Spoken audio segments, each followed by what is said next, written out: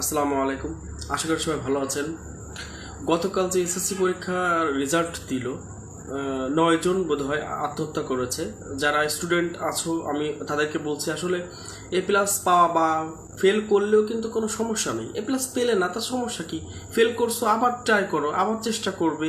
তাতে ভাই কেন তোমাকে আত্মহত্যা করতে হবে? কে কি বললো না বললে এটা তো তোমার যায় আসে না। ফেল করতেই পারে মানুষ। মানুষ পাস করলে বা গোল্ডেন পেলে যে সে ভালো স্টুডেন্ট, এরকম এটা কিন্তু না। তুমি ফেল করেছো বিধায় যে তুমি খারাপ স্টুডেন্ট, এটাও কিন্তু না।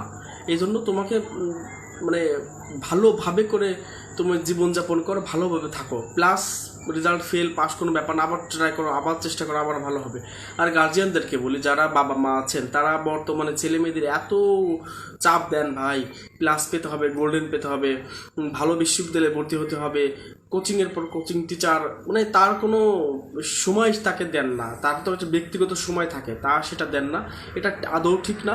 আপনার ছেলেকে শিক্ষিত করবেন, ঠিক আছে, আগে প্রকৃত মানুষ করে তুলুন, তাতেই কিন্তু আপনার বেনিফিশিয়াল আপনারা হবেন।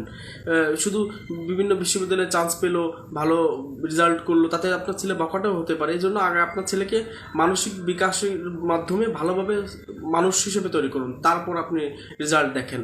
এটা হচ্ছে